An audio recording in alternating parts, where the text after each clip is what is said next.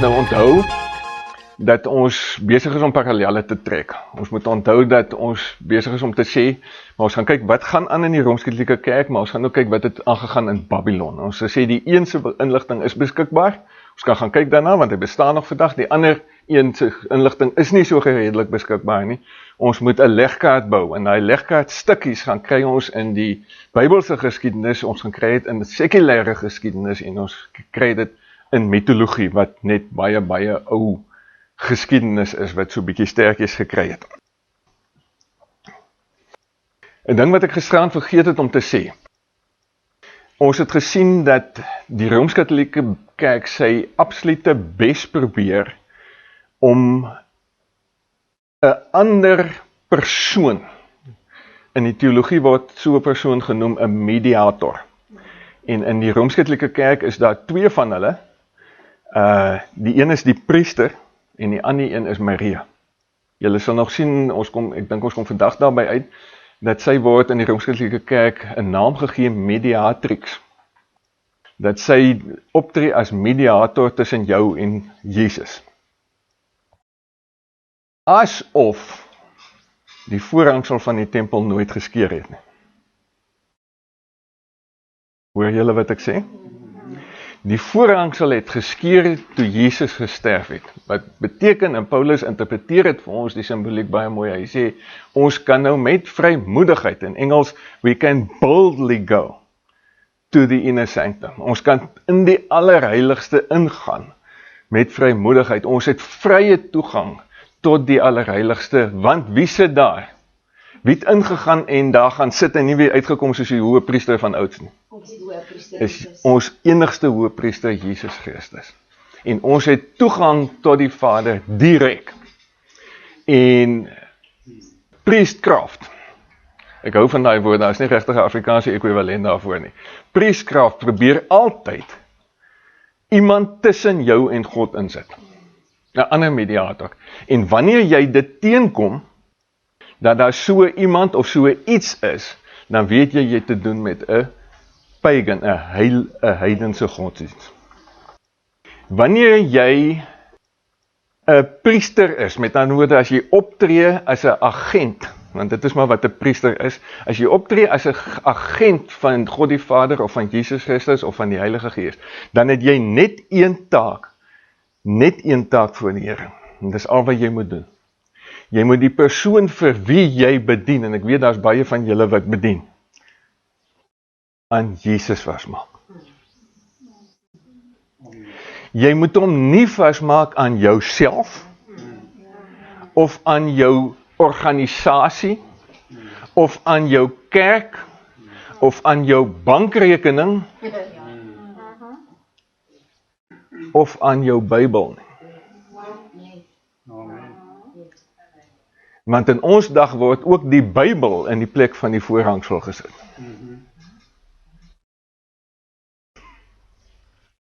Nou skok ek 'n paar van julle. Ja, skokkie. Maar dis die waarheid.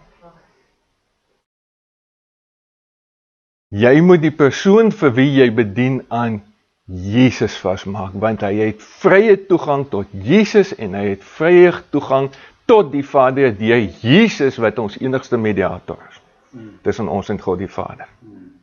Verstaan ons dit? En as jy enige iets anders teenkom, as jy besig met 'n heidense godsdienst, al noem jy dit 'n Christen godsdienst, en al noem daai persoon of organisasie homself 'n kerk. Right. Ek wil groot amen skreeu. Die moeder en die kind vervang die Vader. Dis wat gebeur het in Babylon, en dit is wat gebeur het in die Rooms-Katholieke Kerk. Die eerste persoon is beskou as verhewe bo menslike nietighede. Die ouens in Babylon het gesê, ons moet nou nie hierdie groot, magtige, gevaarlike God, moet ons nou nie gaan pla met ons beselagtighede nie. Ons moet nou nie tot hom bid met ons ou shoppinglist nie.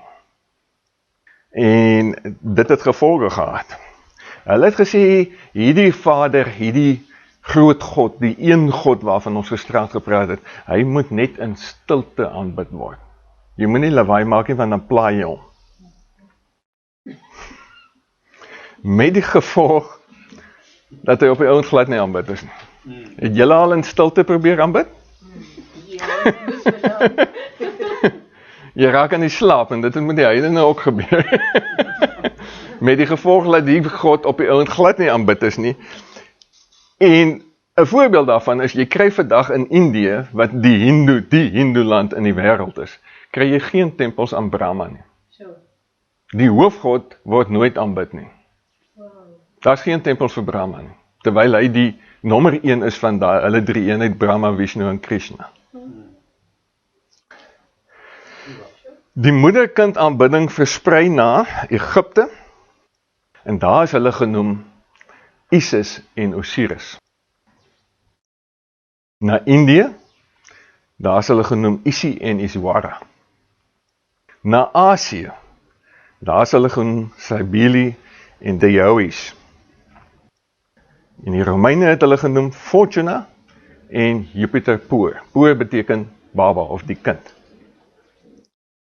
Na Griekeland, daar is hulle genoem Ceres of Irene en Plutus. Van ons sal sê Pluto.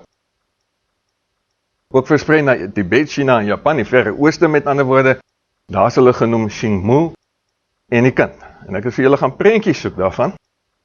Daar is Isis en Osiris. Osiris is ook genoem Horus, as hy die kindvorm aangeneem het.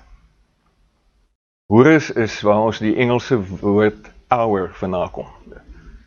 Die tydsmeting van hour kom van Horus af. In Indië was dit Isi en Iswara.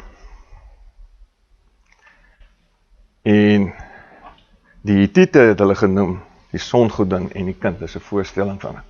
Sien jy die God se kop het 'n son agterweer? Jy kan hom identifiseer aan wat hy op sy kop het. Daai Egiptiese godin ook, alles gebeur met die kop, om haar te identifiseer. Sy het 'n bil se horings op haar kop, wat 'n baarmoeder vorm, waarin die son wat manlik is, haar bevrug.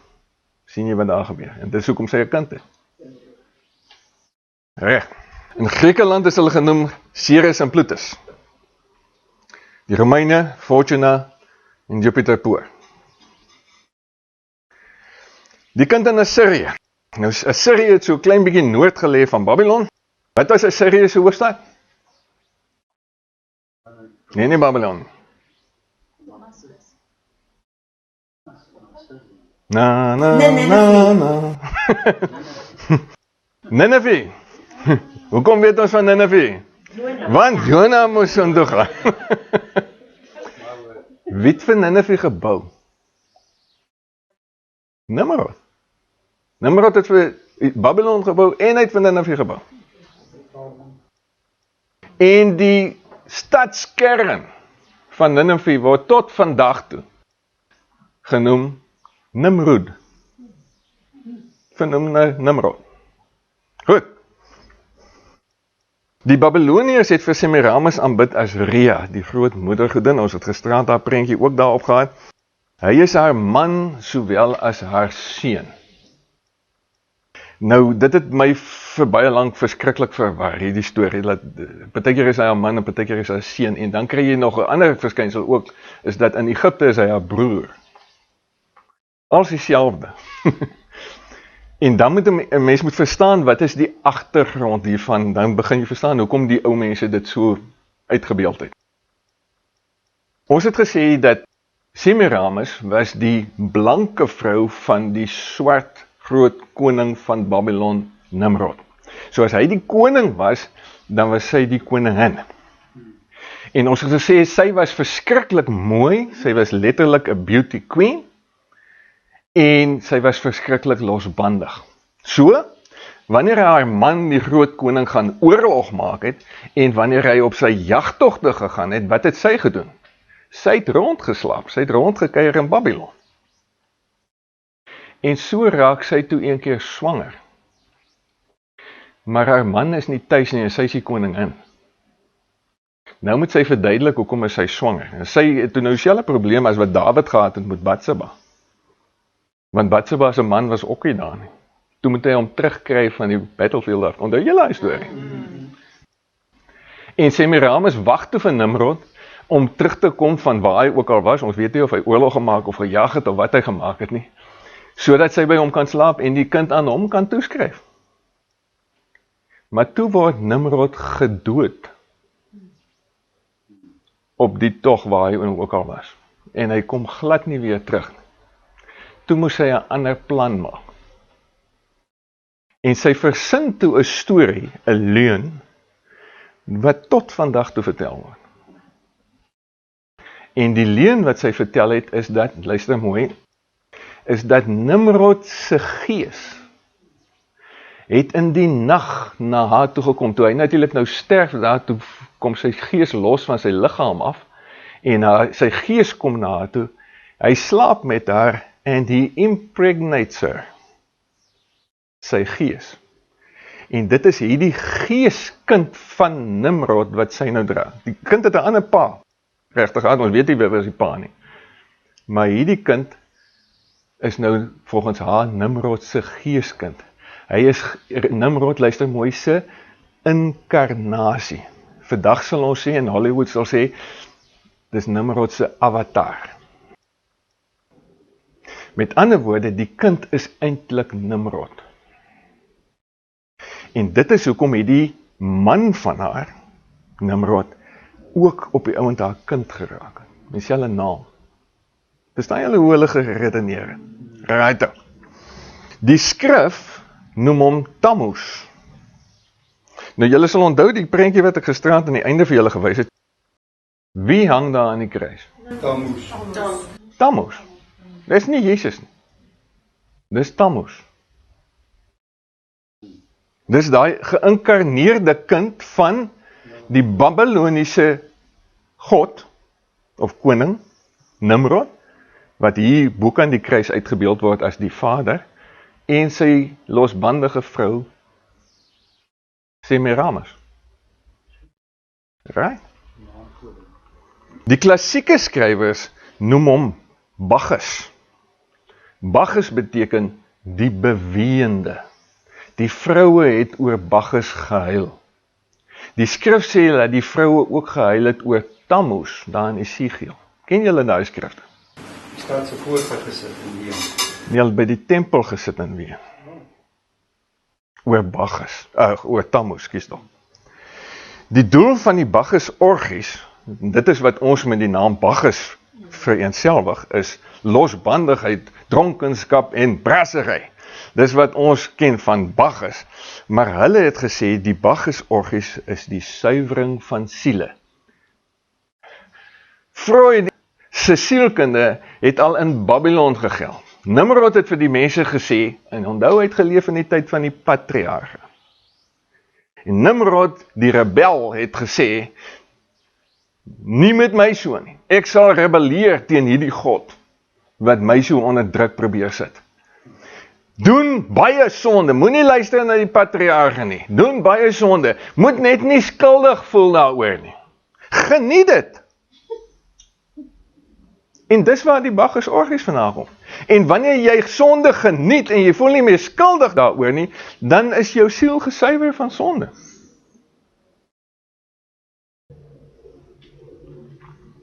Alhoewel hy haar man was hy ook haar seun, want Ninus, die seun, eintlik was sy naam in Hebreëus was Nin. Ons sit natuurlik, as ons dit vir Afrikaans sit ons 'n US agter, so hy Nin het geword Ninus. Ninus die seun en Rea die moeder gedin. En dit is die figuur van die moeder en die kind wat uit Babylon uitkom. Hislop het 'n ander figuur gehad wat 'n destydse uitgrawing was wat hulle gemaak het. Hierdie ene wat is gedoen nadat hy al oorlede was. So het jy geweet van hierdie ene is 'n mooier ene. Met ander woorde, wat sê ons? Hierdie uitbeelding van die moeder en die kind was in Babylon lank voor Jesus Christus ooit op die aarde was. Dit kom nie van Jesus af nie, dit kom van Babylon af. Het julle in die koerant gelees? Het julle vanoggend koerant gelees? Die Franse se kathedraal in Parys het mos nou afgebrand in, wat is dit, in 2019 daar rond. Wat is die plek se naam? Die Notre Dame. Wat beteken dit? Our Lady. Ons dame. Die moedergodin. En wie is die patron saint van Parys? Saint Denis. Ons sal sê Saint Denis. Wie is dit? Dit is Nimrod. En die verskriklik intelligente Franse met hulle mooi taal, glo ook hierdie leuen.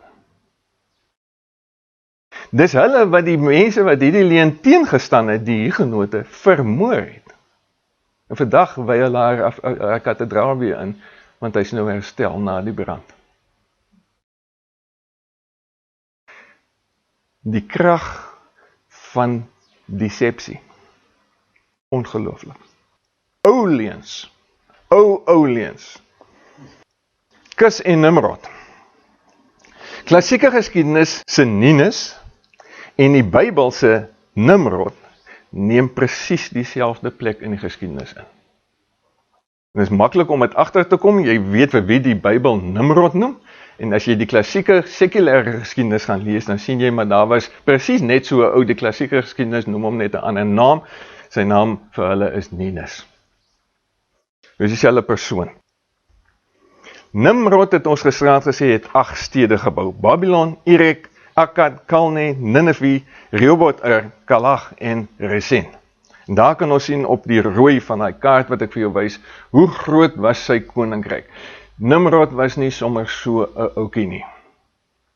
En die boek van die opregte, wat genoem word in die Bybel, wat 'n buitebybelse boek is, maar hy word aangehaal in ons skrif, hy vertel vir jou dat Abraham se pa, wie was dit? Terah, was 'n hoë amptenaar aan die hof van Nimrod. Want waar het Abraham groot geword? In Ur van die Galdeërs. Wie was die Galdeërs? Die Babyloniërs. Selfde plek.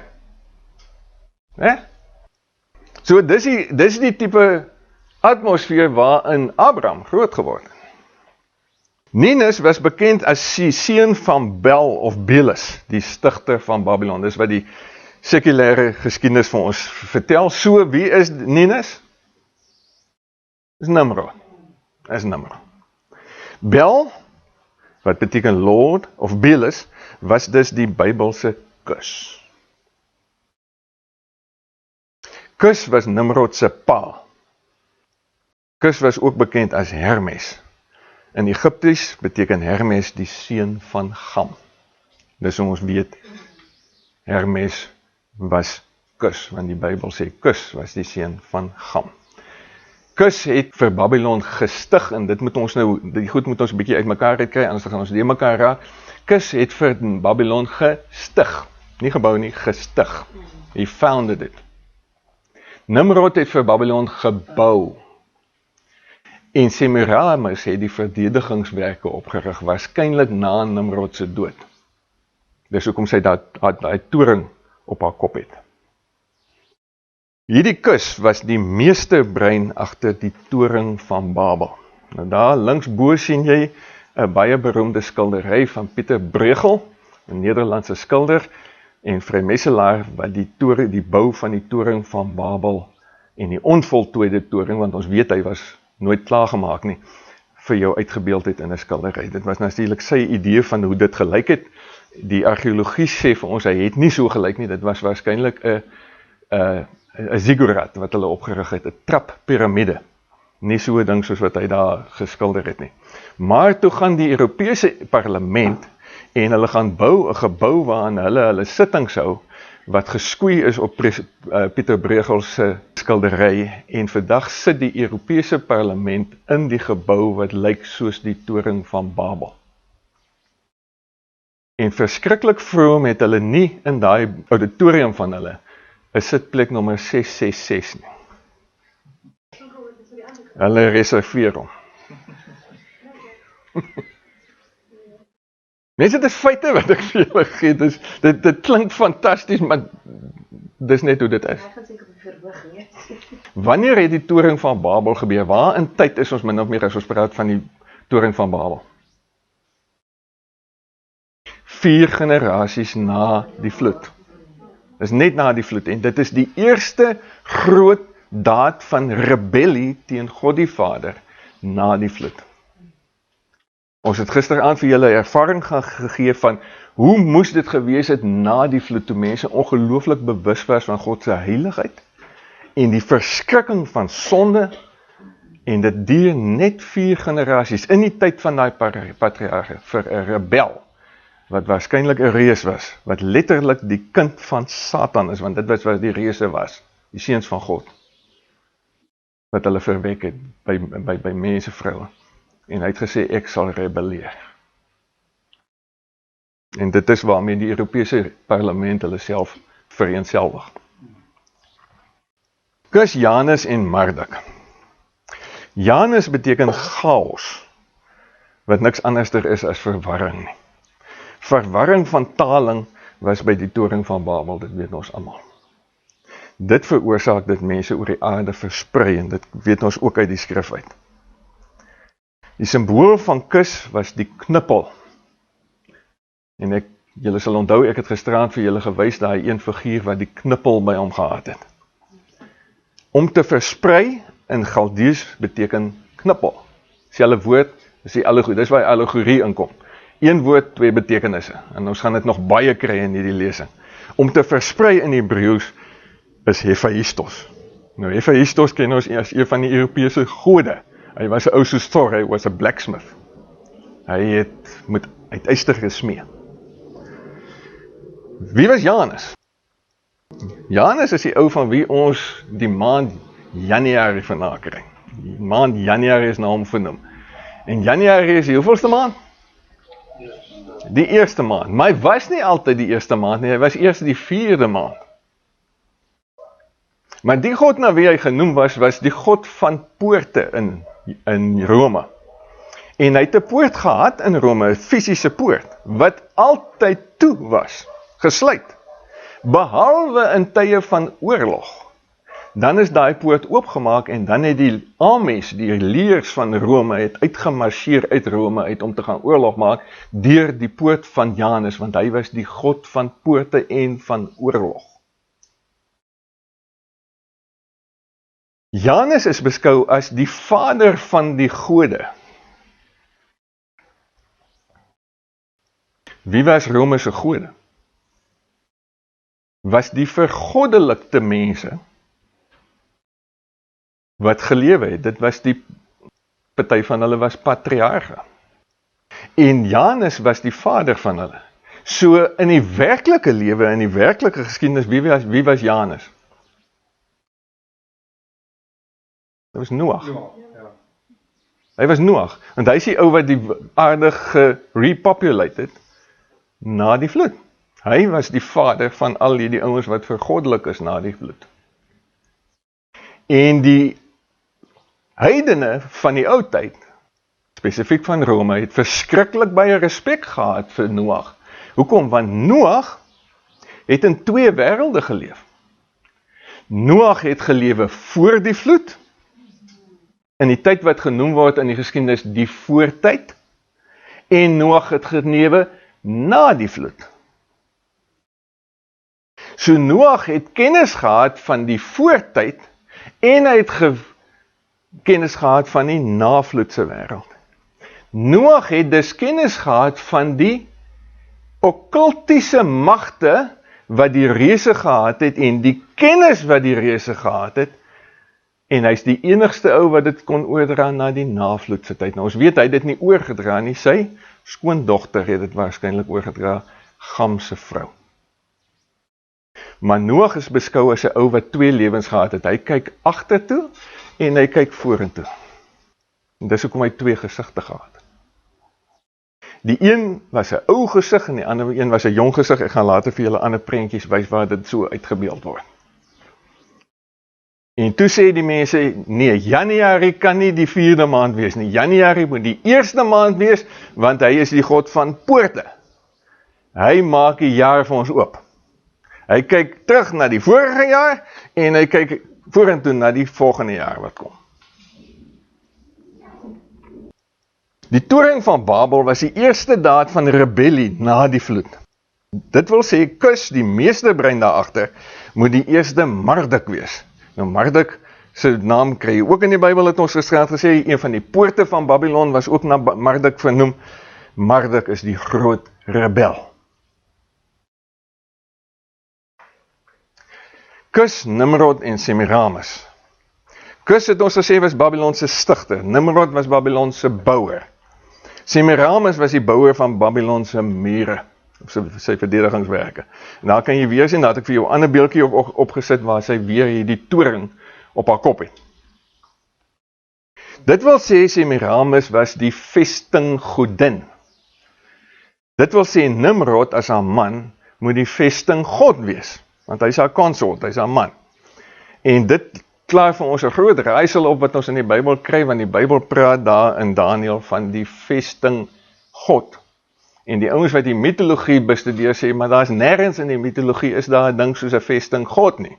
Wat hulle nie besef het nie, is daar is iets soos 'n vestinggodin. En om agter te kom, wie is die vestinggod, is men net gaan kyk, wie is die vestinggodin se man, of se consort, en dit is Nimrod. As sodanig was Nimrod bekend as Kronos. Kronos was die koning van die Siklope. Wie was die Siklope? Die Siklope was die eenoe. Nou waar in die wêreld kry jy ouens met 'n oog, net een oog wat die in die middel van sy kop sit? Cartoons.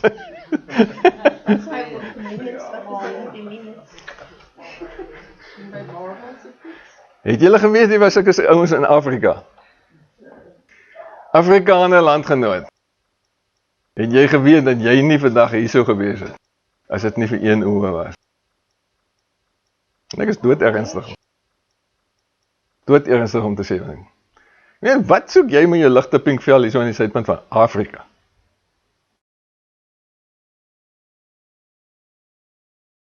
Want Prins Hendrik die seevader van Portugal, wat 'n vrymeestelaar was, 'n Knight of Christ. Dit was die Templars se ander naam wat hulle self in Portugal gegee. Hy was 'n Knight of Christ. En Prins Hendrik die seevader het gerugte gehoor, en onthou dit was die Age of Exploration, ons het nou 'n groot sprong gemaak in tyd weer. Hy het gerugte gehoor dat hier in Afrika is daar 'n ou met die naam van Priester Jan, wat die kennis het wat voor die vloed was. Dis waarna die vrymeestelaars soek. En hy het gehoor, hier in Afrika is een oë. Toe sê hy vir sy manne met die skippies, ry, soek hulle. Want ons wil hulle kennis hê. En dit is hoe blankers op die ouend hier beland het, ek en jy. Dit was die motief agter die eksplorasie van Afrika. Wie was die eenoe?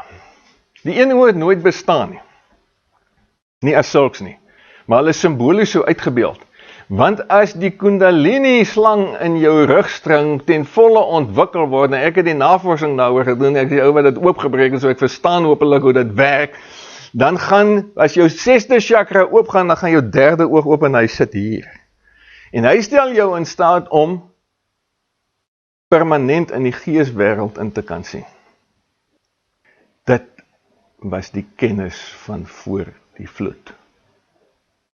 Dit was, mense, die basis van die geheimenisse wat die godsdienststelsel is wat Nimrod en Semiramis in Babylon gestig het. Dis waarop het gegrond was, op daai storie. En hulle het die illuminasie gesoek van die 3de oog wat oop was. En die ouens wat illuminasie bereik het later permanent net met hulle 3de oog gekyk, want hulle kan alles sien, hulle kan baie meer sien as wat hulle met hulle 2 gewone oë kan sien. So dit het hulle primêre oog geraak, en hulle is later toe uitgebeeld as mense wat net een oog het, want hulle het nie meer die ander gebruik nie. En die reuse, wat ons van lees in die Bybel, was waarskynlik almal geïllumineerdes. En hulle het die kennis gehad, die boheemse kennis wat hulle uit die hemel uitgebring het, wat die seuns van God vir die vroue geleer het met wie hulle omgang gehad het.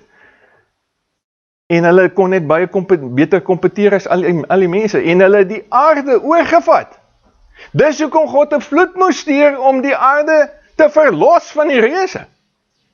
Anders sou hulle vandag totaal in beheer gewees het, en die aarde sou 'n totale gemors gewees het. En ons moet die Rooms-Katolieke Kerk sien binne in daai konteks. Die ongelowiges van die wêreld, die duiwelse mense, probeer dit wat voor die vloed was, wat deur God uitgewis is deur die vloed, weer vestig op die aarde. That's where we're going to. Dis waar die wêreldorde op pad is. Ek is oortuig vandag, soos wat ek hier staan, en die toekoms sal vir my reg of verkeerd bewys, maar ek is oortuig daarvan dat die Antichrist gaan 'n reus wees. Hulle is besig om hom te teel. Met programme, genetiese programme, waarna duisende en miljoene dollars ingaan, vandag, om die reuse weer te teel. Dis hoekom Charles moes trou met Diana, terwyl hy eintlik vir Camilla wou gehad het. Want sy het die regte gene gehad. Hy moes met haar teel. En dis hoekom Harry uitgeskop het, want hy sê, kind nie. Verstaan jy? Dis want ons op pad is. En Kronos was die koning van die siklope, die een oë. Hoekom was hy die koning? Want hy was die eerste een, na die vloed. Kronos, die een met horings, dis wat dit beteken.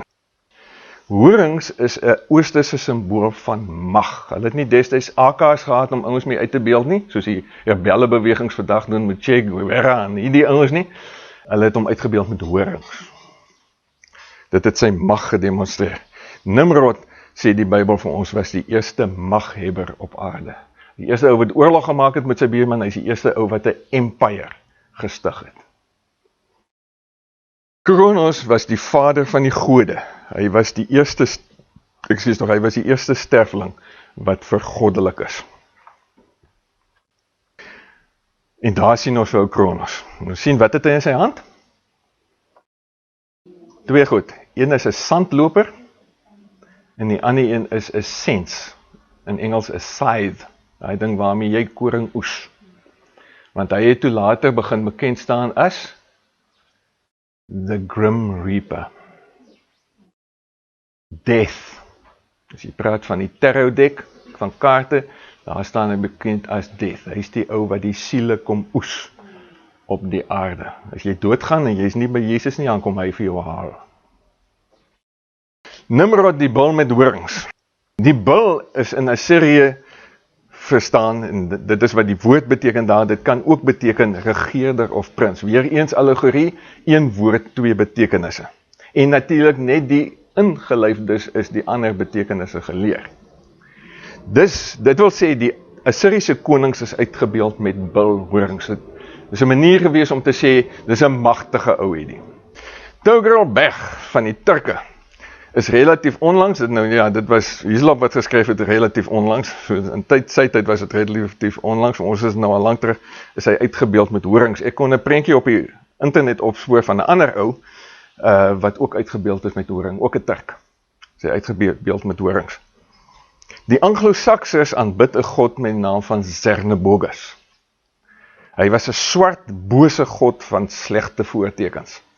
Waar kom daai naam vandaan? Dis 'n samestelling van Zer, Nebo en Gus, wat beteken die saad van die profeet Kus. Nebo, weet ons uit die Bybel uit, beteken profeet. Zer is zero. Ons gisterand gesê, dit beteken saad, dit beteken 0, of dan nou ook 'n sirkel. Saad van die profeet Kus. Nou ons sal definitief nie as Christene vir Kus, die vader van Nimrod, beskou as 'n profeet nie, maar die heidene het hom beskou as 'n profeet, en dit is hoekom hulle vir Zernebogus genoem het, die saad van die profeet Kus, en die saad van die profeet Kus was wie? Nimrod. So Zernebogus is Nimrod. As Kusiet moes Nimrod swart gewees het, want ons weet die Kusiete is swart mense. So word Nimrod die prototype van die duiwel. Hy is swart met horings. Waar in die Bybel staan dat die duiwel swart is met horings? Nergens. Ons kry dit hiervan af. Ons kry dit van die buitebybel af, ons kry dit uit hierdie mitologie uit. Heidene van 'n ligter gelaat aanbid hom dalk so uit vrees. Dis nou ons voorvaders, die ouens in Europa. Nimrod het alles voor hom platgevee. Hy het gestuit vir geen duiwel. En die ander mense was bang vir hom. Want waar hy ook al mense aangeval het, het hy hulle doodgemaak en hulle plek oorgeneem. En Hislop sê, hy vermoed dat die blanke mense van Europa het hom begin aanbid. Hulle het gesê, if you can't win him, just worship him. Dalk sal jy genade kry by hom. En hulle het vir hom begin aan, hulle het hom met ander woorde ook vergoddelik, en hom begin aanbid as hierdie swart duiwel. Uit vrees vir hom. Die horings as magsymbool. Moderne krone het skynbaar uit horings ontstaan. Wat vir 'n ding is 'n kroon? Jy al ooit daaroor gedink? Dis 'n ding wat konings dra. Hoekom? Hoekom dra 'n koning 'n kroon?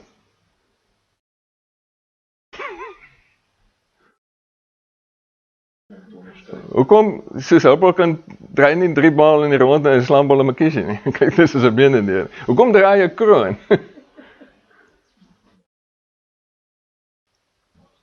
Dis hierdie goed.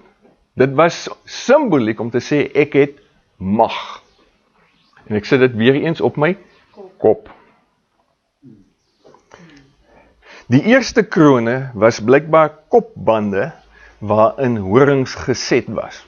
Wat was die horings 'n simbool van? Van sterkte of mag. Kronos of Saturnus was die eerste draer van 'n kroon. Meer horings in die kroon beteken meer mag. Daar sien ons 'n skets van heersers wat sulke krone met horings indra. Selfs die vroue dra dit, natuurlik die koninginne en daai ouens. Horings is later deur blare vervang. En daar sien ons 'n rotstekening of 'n grottekening waar 'n een of ander koning so 'n kopband met blare indra. En dan vra Hislop, is dit dalk die oorsprong van die fleur de lis? Waar kry ons vandag die fleur de lis? Hoe het hy in ons land ingekom? Saam met die hugenote. Want dit was die simbool van die Franse koning en spesifiek die Franse koning Lodewijk die 14de, die sonkoning.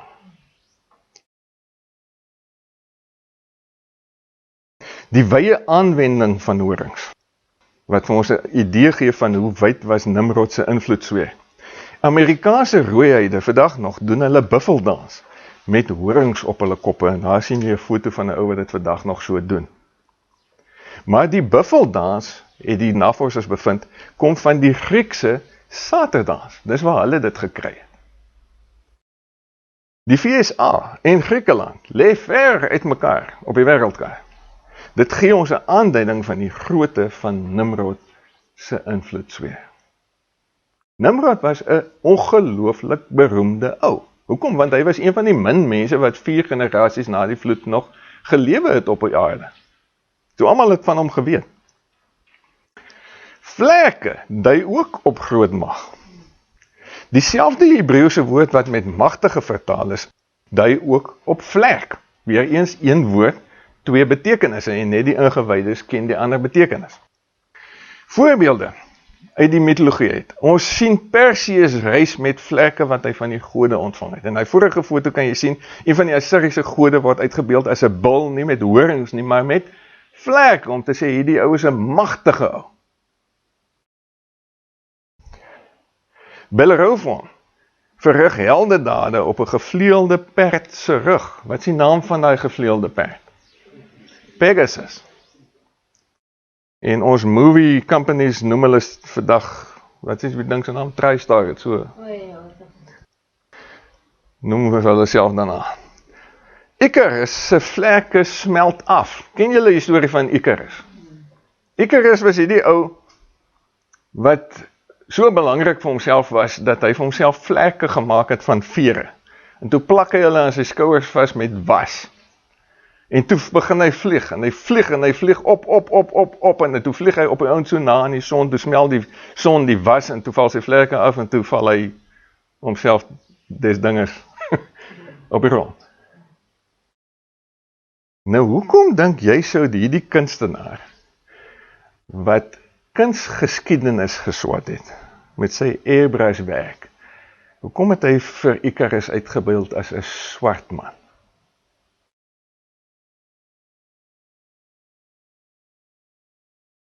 Hy weet wat hy doen. Want wie was Icarus? Icarus was niemand anders as Nimrod nie. Dit is 'n simboliese storie. Nimrod was die ou wat teen God, die son, gerebelleer het. Hy wou self God wees. En hy het homself vlekke gemaak en hy het gevlieg en hy wou die son se plek gaan inneem en toe knip die son sy vlekke van. En ons sal nog sien hoe is Nimrod se vlekke geknip. Toe Semiramis gedink dat hy gaan terugkom en toe kom hy nie weer terug nie. Nimrod en Ninus as jagters. Die Bybel sê ook vir ons, Nimrod was 'n groot jagter. Nimrod is presies dieselfde persoon as Ninus, ons het nou al 'n paar keer gesien, volgens Aristophanes en Apollodorus. Hulle word ook met Cupido geassosieer. In Babylon word Ninus en Semiramis saam as jagters voorgestel. Volgens die skrif was Nimrod 'n dapper jagter. Want die ou mense het gedink, as Nimrod nou hierdie groot jagter is, dan moet ons nou sy vrou ook 'n boog gee, 'n pyltjies gee en so aan. En sy is toe uitgebeeld as, deur die Grieke as, die groot jagterin. Wie is dit in die mitologie?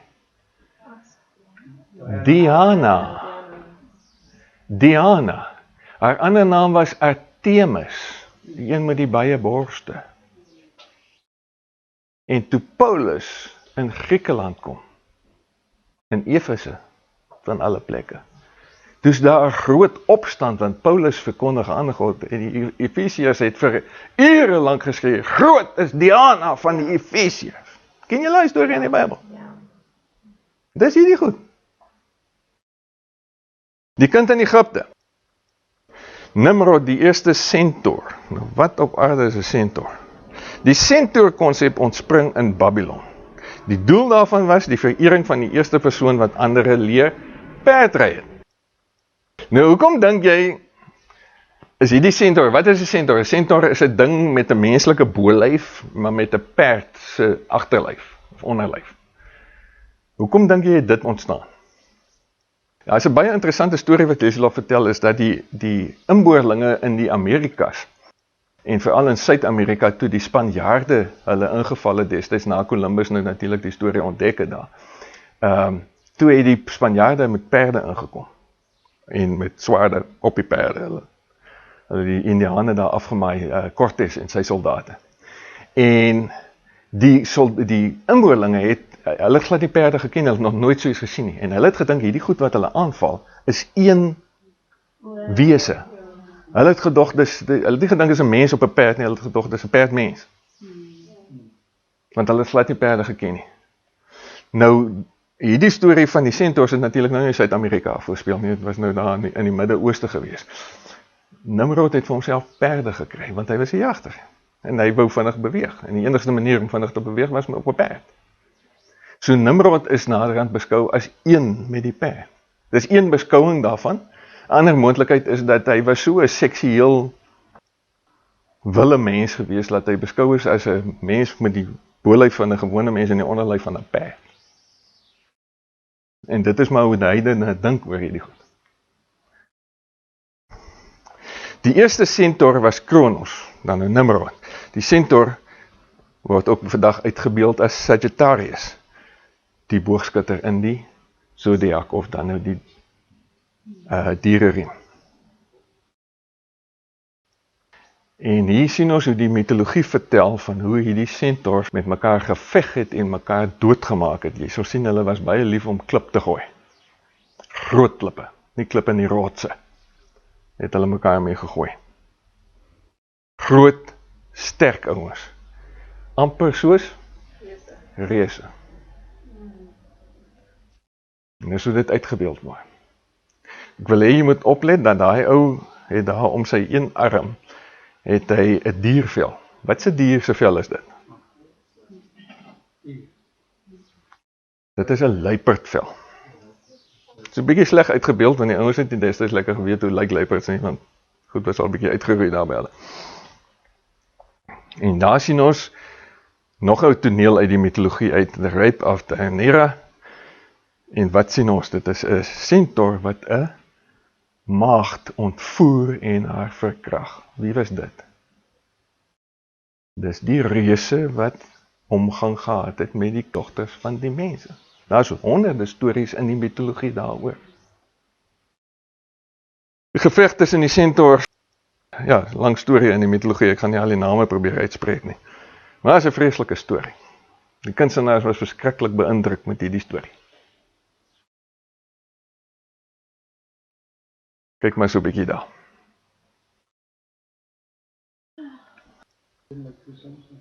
En jy sien selfs vroue is uitgebeeld as centaurs.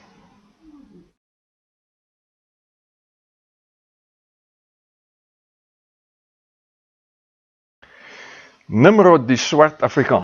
Ons het gisterand gesê hy was waarskynlik 'n Ethiopiër. Vrymesselary erken vandag vir Nimrod as die eerste geestelike vrymesselaar. Alhoewel dit uiteraard nie in sy tyd so genoem is nie. Volgens Plutarchus was Osiris swart. Maar Horus was van ligte gelaat. Hoekom was Horus van ligte gelaat? Want hy is nou die seentjie wat gebore is, net die avatar, die inkarnasie. Want sy ma was blank en sy pa was waarskynlik ook blank. Ons weet nie wie was die pa nie. So nou is ou Nimrod swart, maar hy het nou hierdie wit kind. Bietjie van 'n probleem in die ou tyd. Daar sien jy aan die linkerkant, dit is hoe Osiris uitgebeeld is. In Egipte, as 'n swart man met tipiese swart mens gelaatstrekke, plat neus, dik lippe, kroeshare, daai tipe van ding. En hier aan die regterkant sien jy dan nou 'n Egiptiese priester met 'n luiperdvel. Weereens 'n luiperdvel. Hoekom 'n luiperdvel? Ons gaan nou sien. Waar kom die luiperd ding? Maar jy moet sien daar so aan die linkerkant ook, daai ou dra ook 'n kleed met kolle op. Right. En dis hoe Osiris uitgebeeld is in Egipte. Weereens van is donker materiaal gemaak, ek weet nie wat presies dit is, ek dink is hout daai. En dan dra hy die wat hulle genoem het, the crook and the flail, die kromstaf en die flagellum. Nou daai kromstaf sien ons gewoonlik in die nativity scenes. as ons Kersfees hou, wie dra die kromstaf dan? Die herders. Want ons het geglo die herders het die skape so aan die nek gehak moet die ding nie. Nee, die ding kom van die augurs af, van die waarsêers af. Hierdie kromstaf het hulle gebruik om 'n stuk van die hemele in die nag. Gaan meet 'n stuk van die hemele uit, 'n paar kringe, 'n paar sterretjies, trek hy 'n kring om met sy kromstaf en dan maak hy sy voorspellings uit daai deel van die hemel uit. Wie van julle lees Asterix boeke? Asterix boeke is baie goed nagevors. Dis comics, maar is baie goed nagevors. As jy gaan kyk in Asterix en the Soothsayer, dan het die Soothsayer ook so 'n kromstaf. Maar dit is ook geassosieer met herders, soos ons weet uit die nativity scenes uit. Die flagellum, waar sien ons dit vandag? Daai kwassie besempie affære wat hy daar. Dis die imbongies van ons swart mense. Hulle dans met hierdie lofsangers, nee, hy swaai daai ding. Presies dieselfde ding. Dit kom uit Egipte uit. Dis hoekom ek gisterand vir julle gesê het, ons swart mense se okkultisme kom uit Egipte uit. Die luiperdvel is Nimrod se simbool. Die naam Nimrod dui op die temmer van die luiperd. Weereens een woord, klomp betekenisse nou. Ons sal sien dat Nimrod het 'n klomp name gehad in die sekulêre geskiedenis. En dit was alles hierdie allegoriese interpretasies van sy naam wat net aan geïnisieerdes geleer is. Hoekom het hy luiperds getem? Want hy het met hulle gejag. Ek vermoed, dit was dalk nie luiperds nie, dit was dalk jagluiperds. Want die jagluiperd is 'n beter ding om af te rig om te jag. Maar, nou ja, hulle praat van die luiperd. Daar's 'n Persiese legende wat sê Hoshang, een van hulle ouens wat hulle aanbid het, die bouer van Babylon sê hulle, sy naam was Hoshang, ons weet dis Nimrod, was die eerste om honde en luiperds te teel om mee te jag. Hoshang moet dus Nimrod wees.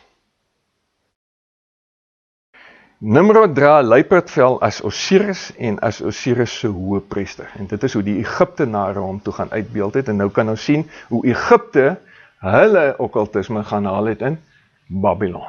Dis natuurlik na die verspreiding van mense as gevolg van die verwarring van tale.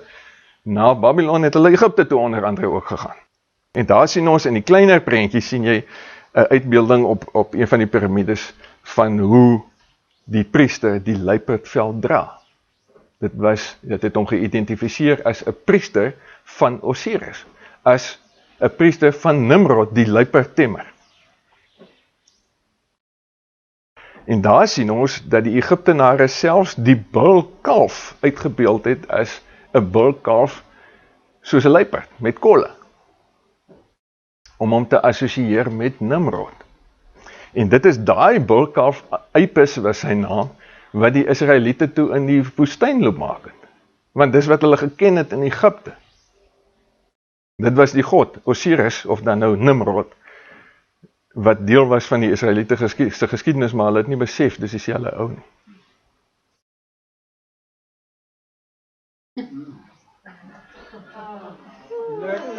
Lekker my dan.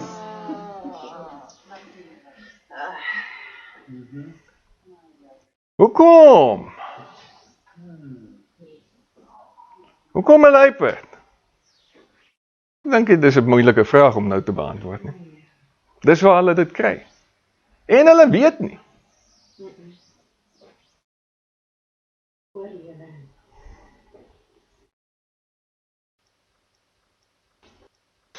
Die kind in Griekeland.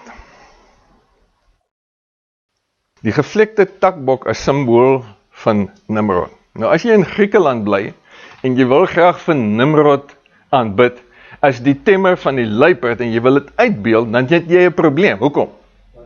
Daar is nie luiperds in Griekeland nie. So wat soek jy? Jy soek 'n dier met kolle. En as jy in Griekeland bly, watter dier het kolle in Griekeland? 'n takbok. Hulle noem hom die gevlekte takbok. The spotted fawn in Engels. Nou as ek sê takbok, dan dink jy aan 'n klomp ander goeders ook. Ons kom nog daarby uit. Met ander woorde, jy gebruik wat jy het om uit te beeld wat jy wil uitbeeld. In Griekeland is die kind Bacchus genoem. Luiperd het sy wa getrek. Luister mooi wat dit sê. Luiperd het sy wa getrek. In Griekeland het luiperd sy wa getrek. Gevlekte of spotted diere het hierdie Bacchus, wat eintlik maar Nimrod is, sy wa getrek. Right, onthou dit. Hy was geklee in 'n luiperdvel. Sy priesters het luiperdvel gedra. Daar is die gevlekte takbok, die regte ene. Dis waaraan hulle gedink het as hulle aan 'n gevlekte dier gedink het. Nimrod was ook bekend as Momus, die gevlekte ene. Hy self is uitgebeeld as 'n gevlekte takbok. En toe maak hulle hom sommer 'n takbok. Right. En hier sien ons die Griekse prentjies. Dionysus of dan nou Bacchus, selfde persoon, een is Romeins, een is Grieks, ry op 'n luiperd. Ja, en dan nou waar daai prentjie vandaan kom. En daar is nog ene. Selfde idee wat jy kry. Oh, Nimrod. Ongelukkig kon ek nie 'n prentjie kry waar dit gevlekte takbokke is nie, maar dis presies wat dit is. Sy wa word getrek deur gevlekte takbokke. Wie is daai ou? Dis Nimrod. Yes, Vader. Bacchus Kus se seun. Kus was dieselfde persoon as Ethiops. Nou wie dink jy was Ethiops? Ethiops was die vader van die Ethiopiërs. Dis waar die land se naam vandaan kom. Natuurlik eers genoem Abyssinië in die ou tyd. Nimrod was dus 'n Ethiopiër. 'n beker in Galdees word genoem Kus. As jy 'n beker vat en jy sit 'n takkie daarby, hieroglifies, dan kry jy 'n tak of die seun van Kus. Ons weet dat Jesus word genoem in die Bybel the branch of Jesse. Die takkie van Isai, want hy was Isai se seun, van Dawid natuurlik, né? En dit is presies dieselfde idee wat ons hierso kry. Dis hoe die ou mense daaroor gedink het. En daar sien jy 'n koning of 'n ding uitgebeeld met 'n takbok in sy arm en 'n takkie in sy ander hand. Wie is dit? Hy word geïdentifiseer deur die goed wat hy vashou. Wat is dit? Dis Nimrod. Dis Nimrod. Hy is die takbok en hy is die takkie. En dieselfde gebeur aan die regterkant. Daar is dit nou net in die plek van die takbok, is dit die beker. Die beker is koes. En dit beteken niks anderster as die seun nie. Right?